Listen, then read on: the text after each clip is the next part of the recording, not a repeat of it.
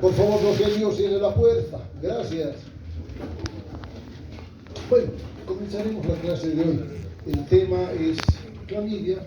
Como vamos a ver, tiene algunas particularidades, semejanzas con similitudes con Neisseria gonorrea, pero obviamente hay diferencias que son también puntuales.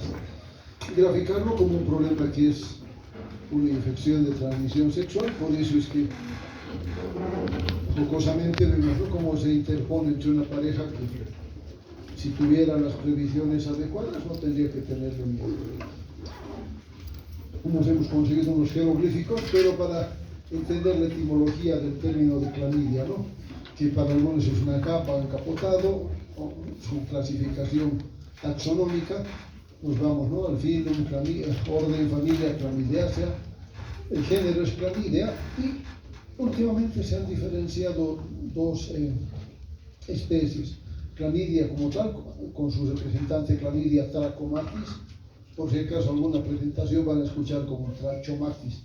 Saben que son términos latinizados. Y hablamos la che como una C, ¿no es cierto? Hablamos de trachomatis. Y luego la otra especie, que se llama Chlamydophila pneumoniae o Psittaci. Vamos a ver similitudes y también diferencias entre ambos. Hasta hace algunos años, más o menos la década del 60, se consideraba clamidia como un virus grande, porque lo poco que se conocía la englobaba, ¿no? Como que es una bacteria sin pared como tal, un metabolismo un tanto diferente, y su tamaño, que es pequeñito, ¿no? En cambio ahora ya se la clasifica como una bacteria de un grupo que tiene sus particularidades. El hospedero natural somos nosotros.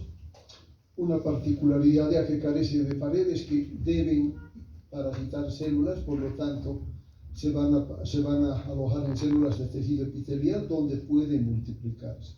En este tipo de células genera la producción de inclusiones en el citoplasma, que son ricas en glucógeno y sirven eventualmente como para orientar a su diagnóstico. Serotipos, conocemos 15, están aquí graficados en A, B, B, A y C, que tienen relación con peculiaridades epidemiológicas. Estos serotipos se los considera endémicos y tienen significación clínica, que vamos a ver adelante. Estos otros serotipos, de la D a la K, se los vincula con procesos de transmisión sexual, y secundariamente a estos otros serotipos, L1 a L3, como parte de otra ITS que se llama linfogranuloma venéreo, como vamos a ver en detalle más adelante. Se los considera por la apetencia tintorial que han demostrado, aunque no específica, como cocos gram negativos. Para otros son bacilos pleomórficos, es decir, si no hay pared, esa forma de cocos como que no es muy evidente. Pueden adoptar diferentes formas, ¿no? Miden en promedio unas 2 micras y tienen un ciclo replicativo bifásico, simple. Hay dos formas que podemos ver, un cuerpo elemental y un cuerpo reticular o reticulado se llama. Otra peculiaridad es de que son incapaces de producir su propia energía, por eso es que se convierten por esa razón en bacterias intracelulares obligadas, es decir, requieren de una célula para conseguir la energía que necesitan. ¿Ya? Su genoma es relativamente sencillo, se dice que hay como 8.000 kilopares de bases, y eventualmente los bacteriófagos ya saben qué son, ¿no es cierto? También podrían incluir entre su dieta, entre comillas, a las clamidias. En el género clamidia vamos a ver otras particularidades, la parte antigénica. Hay un lipopolisacárido que lo comparten todas las especies. Luego hay una proteína MOMP, importante porque le permite evadir la fagocitosis. No tiene pared. Una célula que esté cerca de parte del mecanismo de defensa nuestro podría fagocitarla. Esta proteína que está en la porción externa le permite confundir a estas células polimorfonucleares fagocitor y pues evade de esa manera la fagocitosis. Esta proteína MO, esta proteína mayor de membrana externa, así se llama, es diferente para cada especie. Eso es útil cuando se hacen diagnósticos serológicos en laboratorios de referencia, donde vamos a ver esa diferencia en cuanto a proteínas, una diferente para Chlamydia trachomatis, para la Chlamydia pneumoniae, etc. A eso se refiere que es diferente en cada especie. Luego hay otro tipo de proteínas en la envoltura y una lipoproteína. Luego hay lipopolisacáridos también, que son específicos de familia, ya que se los puede detectar con un procedimiento que está un poquito en desuso, como es la fijación del complemento. Aquí podemos ver eso, las formas, ¿no es cierto? El cuerpo reticulado, una forma intermedia entre ambos estadios, y el cuerpo elemental. La diferencia, ese cuerpo elemental es la forma que la vamos a ver de manera extracelular, a la que se le ha dado para algunos la forma esa de un coco.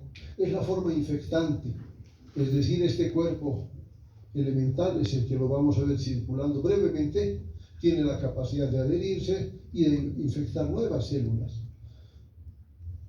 Se puede eventualmente colorear, les decía, aunque no es un procedimiento específico, por eso no lo vamos a clasificar con la tinción Gram.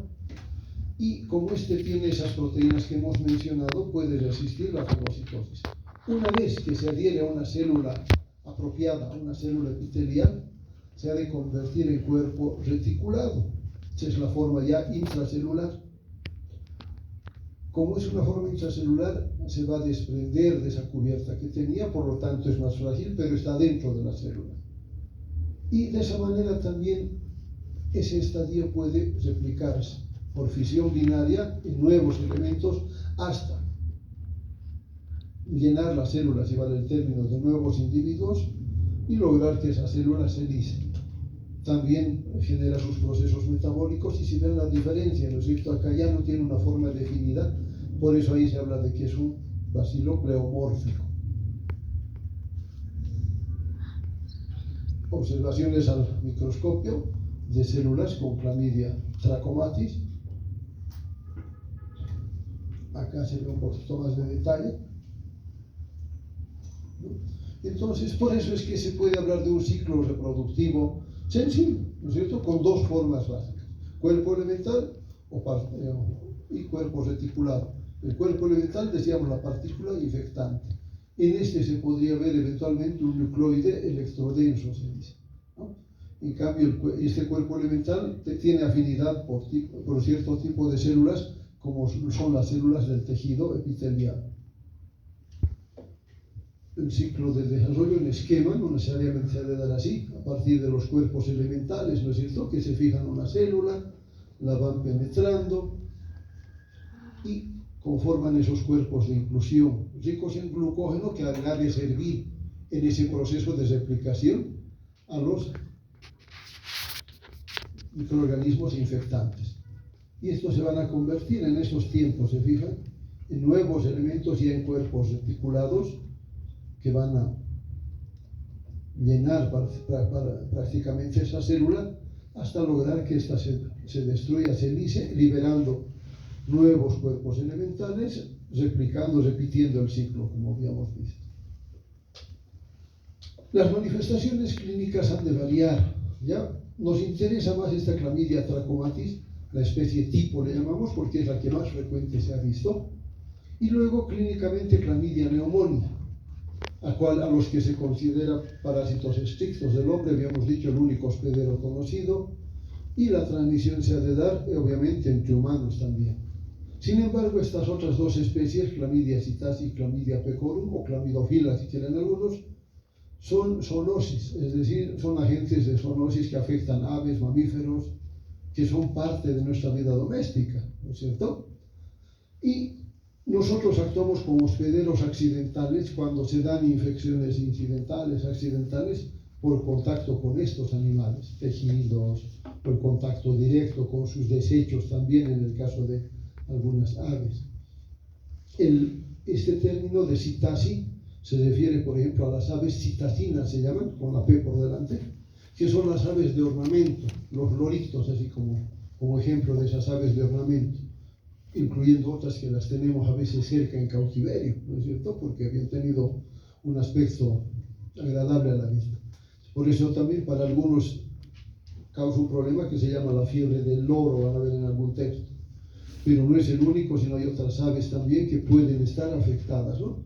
Los cuadros que se producen un poco inespecíficos en cuanto a sus manifestaciones primarias y podemos ver, por ejemplo, neumonía atípica por estos microorganismos. Con la clamidia pneumoniae veremos más bien cuadros respiratorios, también inespecíficos, ¿no? Faringitis, otitis, con quienes hemos visto con varios microorganismos estos cuadros clínicos si hacemos memoria, ¿no es cierto? Hemos visto con estreptococo, con neumococo, que hay faringitis, otitis media. También neumonías, pero lo que les decía es una neumonía atípica. Parte de sus manifestaciones es la tos coqueluchoide, se llama, tos perruna también le llaman, es como si fueran accesos de tos, no es una tos como habitualmente vemos en otros cuadros, ¿ya?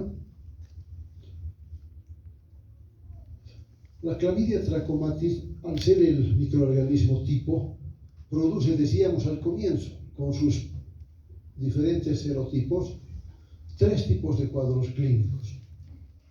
Uno son las infecciones oculares. Históricamente, el tracoma, así se llama este cuadro, es una inflamación crónica de la conjuntiva que va afectando inclusive los folículos pilosos, las pestañas, ¿ya? Entonces, al ser un cuadro crónico, ¿qué logra? Que las pestañas se vayan vertiendo, es como si se doblaran para adentro. Eso genera mayor daño a la conjuntiva y progresivamente pues esa conjuntiva va siendo reemplazada por tejido de reparación. En histología hemos aprendido, ¿no es cierto? Un tejido epitelial que está sometido a agresión constante cambia su estructura y se convierte en tejido de reparación, tejido conectivo, ya no funcional, fibroso, y eso puede llevar a la ceguera. Este tracoma es endémico todavía en ciertas partes del mundo, como es el Oriente Medio, partes del África, partes de Asia, donde en forma endémica hay casos. Antes era más frecuente, históricamente el tracoma se lo conoce como una causa importante de ceguera en estos lugares. Actualmente, como ya se conoce más del problema, hay tratamiento, por lo tanto los casos han bajado, pero está por ahí, ¿no? A este tracoma lo vinculamos con las cepas, con los serotipos, perdón, que habíamos visto al inicio, el A, el B, el BA y el C, ¿cierto? Luego están las infecciones genitales, donde están vinculados los demás serotipos. Si se acuerdan que decía al comienzo del cuadro, primero habrá esta uretritis no gonocócica causada por los serotipos D, E, F, G hasta la K. Y luego el linfogranuloma venéreo, que lo abreviamos de esta manera, como LGB, vinculado con los serotipos L1, L2 y L3. No se olviden de esa parte.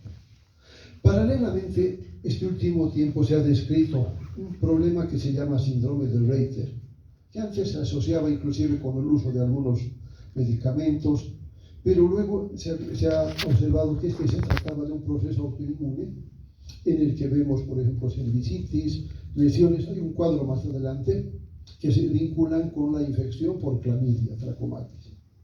Paralelamente o posteriormente pueden haber cuadros crónicos como son estos, ¿no? La cervicitis, hablando de cervix uterino en las damas, la enfermedad pélvica inflamatoria, así se abrevia esto como aquí, luego los abortos espontáneos y algo que es pues dramático para las damas es la esterilidad o infertilidad.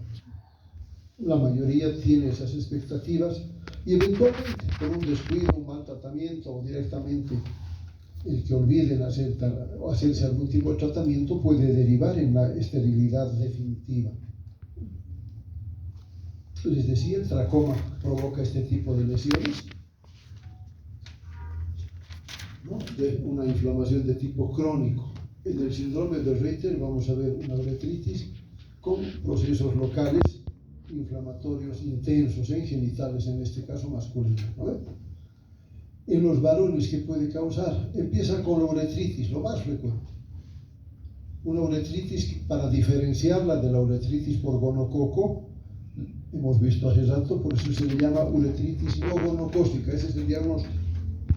Lo más frecuente que sea por gonococo. Hacemos la prueba, no encontramos un germen responsable, lo catalogamos como uretritis no gonocócica. Esta uretritis que puede generar que la infección, si no está manejada ni atendida oportunamente, se disemina en las estructuras adyacentes, como son epidídimo y próstata. Y en estos lugares, también en varones, al provocar un cuadro inflamatorio crónico que va a generar procesos fibróticos que van a derivar en esto, en la esterilidad. Y para los varones, si bien para las damas es dramático, para los varones también el aceptar que uno tuviera la incapacidad para tener descendencia no es sencillo. En problemas, cuando hay parejas que buscan ayuda, el último en hacerse exámenes es el varón, porque supone que primero es la mujer la responsable. Y algunas veces se encuentra que la mujer tiene toda la capacidad intacta y es el varón, producto de infecciones que no se han detectado, quien es el que tiene el problema. Los procesos que vamos a ver por la presencia de esto en procesos genitales, ¿no? Dolores abdominales inespecíficos, tal vez dolor en hipogastrio, la presencia de, este es con otra tinción, por ejemplo, vamos a ver más adelante. Esto es cervix uterino con el flujo que produce cuando una cervicitis es crónica. Volviendo a la parte histórica, les decía, ¿no? El tracoma es un problema de los ojos. Vemos un ojo, ¿no es cierto?, con alteraciones, muy hipedémico, y ya se pueden ver alteraciones tróficas en esa conjuntiva, producto de la inflamación crónica. Aquí se ve algo como si aún hubieran pestañas, ¿no es cierto? Porque el proceso infeccioso también afectó a esos lugares. El término apropiado sería eso, una queratoconjuntivitis crónica, es decir, que la conjuntiva progresivamente se va engrosando, va cambiando su estructura histológica hasta derivar en eso. La triquiasis, ¿qué es? La inflamación en la conjuntiva, producto de la eversión de las pestañas, que además se suma como otro factor de agresión. ¿Ya? Entonces eso llevará a lo que les decía hace rato, a fibrosis, cicatrización de estos tejidos y ceguera.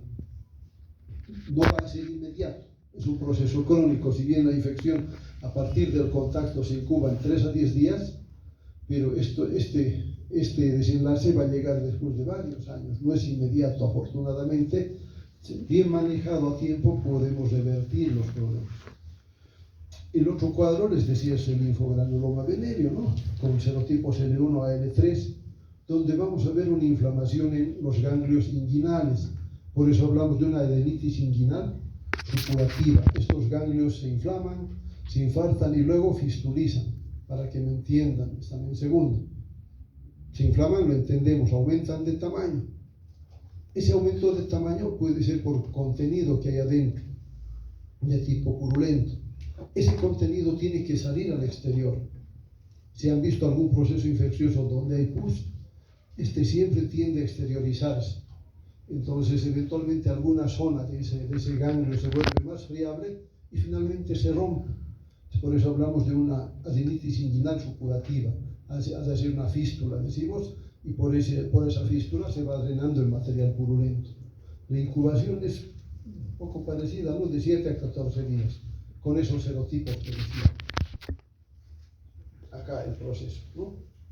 Vemos el surco inguinal aumentado de volumen, ganglios muy aumentados de volumen, con reacciones inflamatorias intensas, obviamente, con lo que viene la inflamación, ¿no? Calor, rubor, tumor, dolor, no se olvidan de eso. La diferenciación de los serotipos, los 15 que hablábamos, su vinculación con los procesos clínicos, para no olvidarnos, ¿no? Otra vez el linfogranuloma, aquí hay el ganglio fistulizado con algo de secreción purulenta, acá la inflamación intensa con ese cambio ya en la conjuntiva, ya se está volviendo más gruesa, hablamos de esa queratoconjuntivitis. Y como esto es una infección genital, en el momento del parto, el recién nacido puede contagiarse. Si la madre es portadora de esta clamidia, en ese momento se ha de infectar y en él se provoca una conjuntivitis mucopurulenta unos días después del parto. ¿Cómo se previene esto? Si el parto es atendido en un centro hospitalario o centro de salud, alguna vez les comentaba, de entrada, aún si no hayan sospechas, utilizamos antibióticos en colirio o en ungüento. Ya van a diferenciar entre cero. Un ungüento es una crema con base aceitosa, oleosa. En cambio, la crema como tal tiene base acuosa, ¿no? Entonces, el ungüento ocular lo colocamos ¿para qué? Para prevenir posibles procesos infecciosos. No solo por clamidia, sino por otros agentes. Entre ellos también el gonococo. Nos va a encantar verlo así, ¿no? Les decía luego, la clamidia psittacia es propia de aves, otra vez. Vamos a ver algunas diferencias muy sutiles en cuanto a ver un cuerpo elemental más redondeado. Ahí sí parece un coco. ¿Quiénes son el personal en riesgo, la población en riesgo?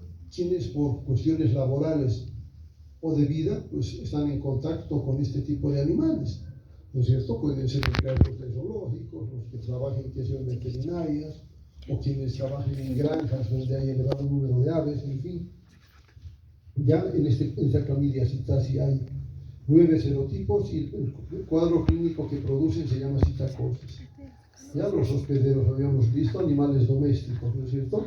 Todos esos pueden estar y son pues conocidos por todos nosotros. Clínicamente pueden haber varios tipos de cuadros en esta causados por clamidia psittacia, ¿no? Igual poliartritis, gastroenteritis, hasta provocar también cuadros de infertilidad. ¿Cómo se hace el diagnóstico? Cultivo en líneas de cultivo celulares. En procesos virológicos vemos esto. Habitualmente escuchamos medios de cultivo, asociamos con bacterias, ¿no es cierto? También es una bacteria. Y los medios de cultivo que hemos conocido, llámese agar chocolate, agar sangre, qué sé yo, Levin, Macon, etcétera, ¿no? Pero en este caso utilizamos líneas celulares, es decir, células criadas en laboratorio, que sabemos que están estériles y que las podemos replicar en laboratorio. Son este tipo de células, sabiendo que clamidia necesita una célula parasitar, en las cuales podemos hacer el cultivo. Este tipo de medios se llaman, por ejemplo, este medio de Leventhal, que tiene células de embrión de pollo, las células McCoy, que son fibroblastos de ratón, que en laboratorio se pueden conseguir muchas generaciones. Las más conocidas en otros textos son estas células McCoy, por si acaso, pero también, ya les digo, están otras células como estas Leventhal o estas HeLa, que son células del cérvix humano, imagínense. Es decir, se pueden aislar células y en laboratorio lograr que se produzcan muchos más ejemplares, diferentes generaciones. Y a esto le sumamos algunos agentes que van a actuar como antisépticos, sobre todo para evitar el crecimiento de microorganismos, de otros microorganismos, y también facilitan la endocitosis. Aparte, podemos hacer diagnóstico indirecto por pruebas serológicas como la inmunofluorescencia, la ELISA, y diagnóstico molecular con la PCR. Para el tratamiento que usamos, tetraciclina, eritromicina o acitromicina, sobre todo macrólidos, si se acuerdan de acitromicina y eritromicina. ¿Verdad? Las células HeLa se las ve así, ¿no? Una gastroenteritis que puede confundirse con muchos otros procesos. Referente a clamidia pneumoniae, se les decía, se la conoce ya más o menos desde 1960 y por los 80 la han denominado, algunos pensaban que era una variedad de clamidia trachomatis, le han llamado cepa tuar, ¿no? por el acrónimo de este proceso respiratorio agudo que lo habían encontrado en Taiwán. Más adelante se encontró que era una especie diferente. La transmisión por secreciones respiratorias, en zonas endémicas, buen porcentaje de la población tiene anticuerpos, es decir, está muy difundido, la incubación es más larga y, como en otros procesos infecciosos, la población vulnerable ha de ser ¿quién? Las edades extremas, los niños pequeños o los ancianos. ¿Ya? Igual es parte de solamente infecciones en humanos.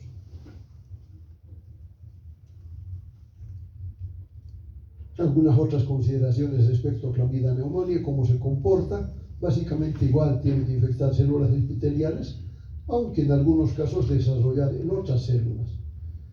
Con esta clamidia se ha encontrado que en las personas de edad avanzada pueden provocar cuadros de ateroesclerosis. ¿Ya? ¿A través de qué? Mediados estos por la liberación de lipopolisacáridos, otra vez generando un proceso inflamatorio agudo que puede tornarse crónico. Si a eso le sumamos un incremento de los lípidos de baja densidad, pues vamos a ver que esta aterosclerosis, el depósito de lípidos, en vasos sanguíneos se va a ver acentuado. Ya el diagnóstico en muestras de exudado nasofaríngeo, a las cuales sometemos a ese cultivo en líneas celulares o cultivo intracelular, pero también posible el diagnóstico por serología o por pruebas moleculares. Si usamos el cultivo intracelular, se van a acordar de estas, ¿no? Los medios de Leventhal, o células McCoy, células Leventhal o las células HeLa. Para el tratamiento igual usamos macrólidos principalmente. Otra prueba, la inmunofluorescencia, les decía, ¿no? Usamos un colorante fluorescente y al microscopio de fluorescencia vamos a verlo de esa manera, como algo que resplandece. Un esquema de cómo se hace una PCR y el tratamiento que habíamos comentado. Volviendo a lo que decíamos de Clamidia trachomatis, se le considera, como bien dice este cuadro, una amenaza silenciosa, porque se considera un cuadro crónico, ¿ya? Y al ser un cuadro crónico, sin manifestaciones clínicas importantes, sobre todo aquellas causadas, lo que decíamos, las uretritis monomicóticas, tanto en varones como en mujeres, que a veces las dejamos pasar. Como dice el cuadro, la gran mayoría de las mujeres, 75% son asintomáticas, la mitad de los varones asintomáticos. Por lo tanto, es un cuadro que a veces se deja seguir su curso, sin pensar en los riesgos que pueden derivar, ¿no? de venir después de su presencia.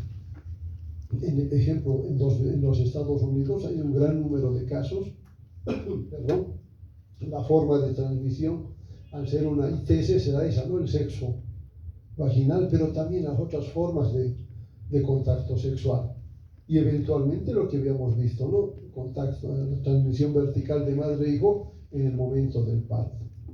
No hay una población en riesgo definida entonces, sino será toda la población que tiene actividad sexual, a tener en cuenta, ¿no? Como para que no pensemos que esto solo vamos a ver en los lugares donde hay comercio sexual. Mentira, sí podemos ver en cualquier tipo de población.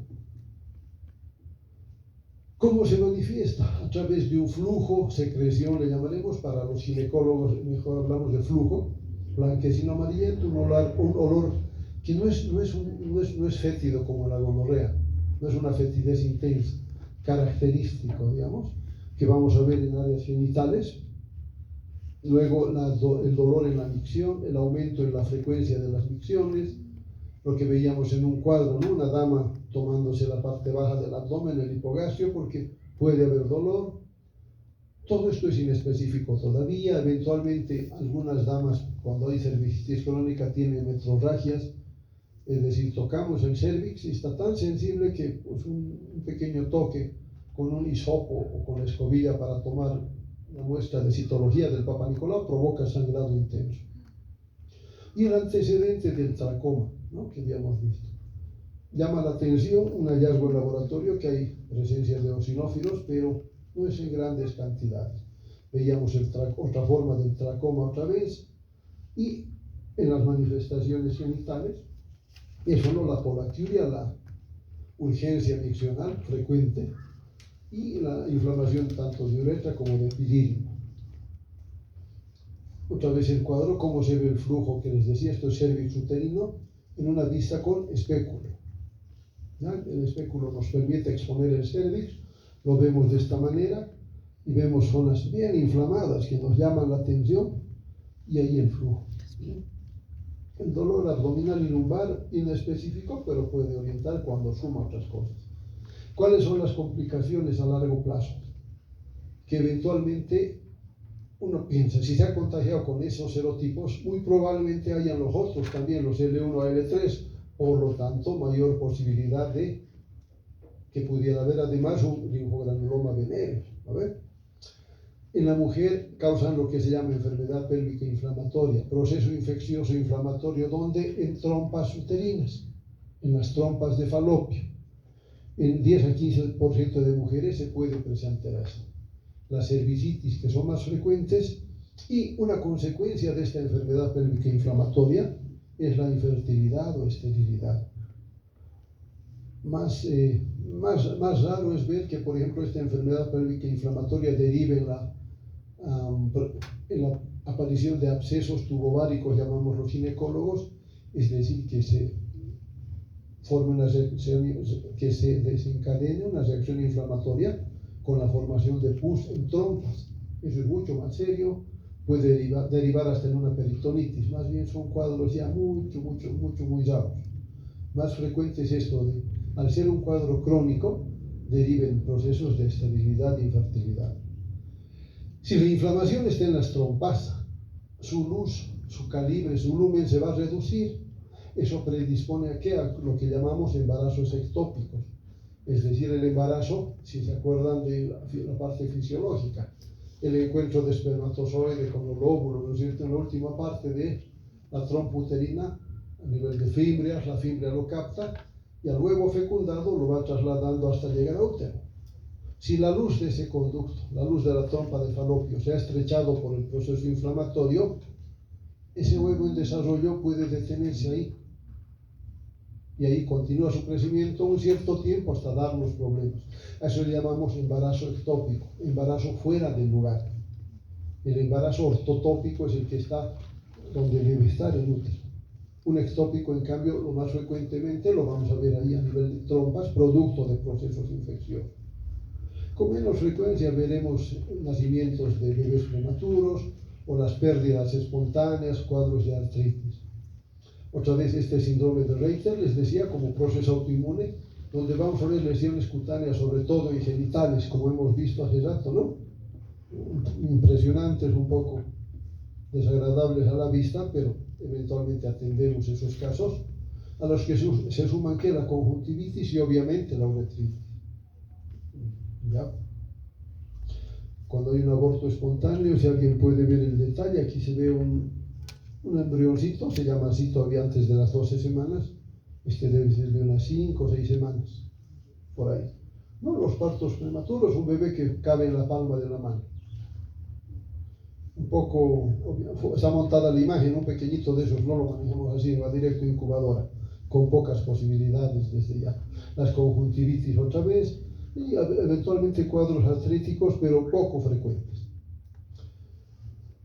Al ser una amenaza, ¿cómo vamos a prevenir este problema? Con algo que es de uso muy difundido, ¿no es cierto? Y que siempre les digo, con ustedes creo que es la primera ITS que estamos abordando este año, es que un preservativo debería tenerlo hasta una dama.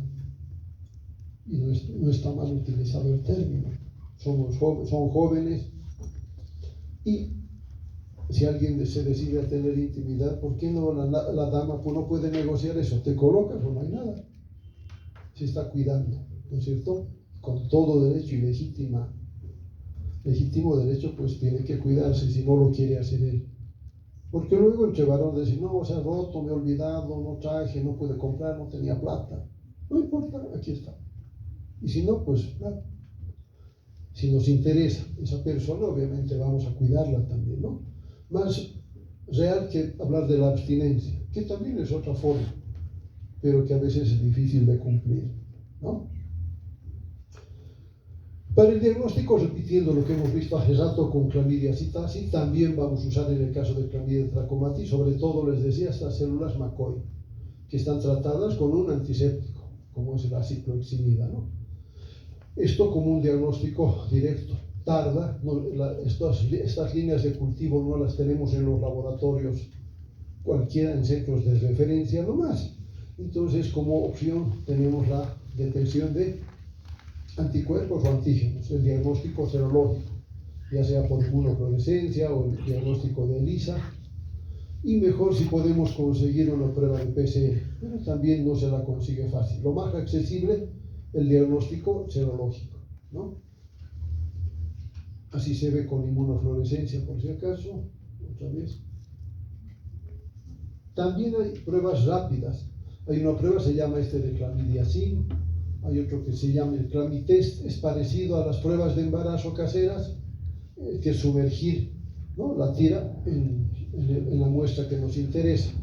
El contacto del flujo con esas tiras nos puede dar idea. La sensibilidad no es muy grande, pero ante la duda tenemos una prueba que es rápida. No, si pese eso dudamos, mejor ir a nomás a hacernos un examen. Pero si ese salió positivo, obviamente hay que comenzar tratamiento. Como método de tinción se puede utilizar la tinción Giemsa, por si acaso, de las células conjuntivales, que se parece en la observación a lo que se veía con la inmunofluorescencia, por el color, no por la forma. ¿Ya?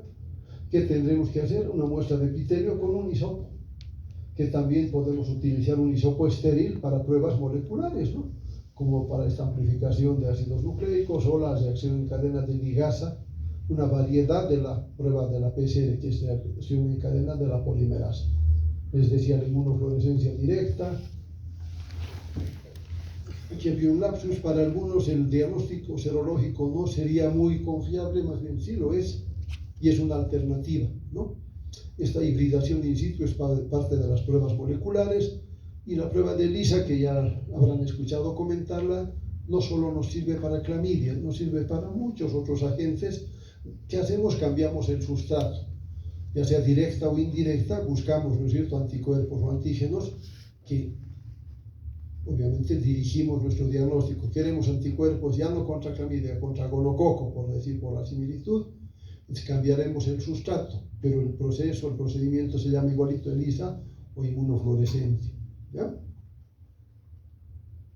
Creo que eso es todo. Un ejemplo de cómo usamos la PCR, ¿no? Las gráficas que se consiguen, y esto luego llevamos a la cromatografía. Esto es la tinción con Giemsa, por si acaso. Esto es con anticuerpos fluorescentes. Otra prueba con anticuerpos fluorescentes es como si estuvieran iluminando, ¿no es cierto? Por eso hablamos de fluorescencia. La tinción Giemsa otra vez, inmunofluorescencia, ELISA. La prueba, la reacción en cadena de ligases, está LSR, por si acaso, no se olviden. Y para el tratamiento, no recordarles que lo usamos sobre todo macrólidos y también las tetraciclinas y sus derivados, como es la doxiciclina.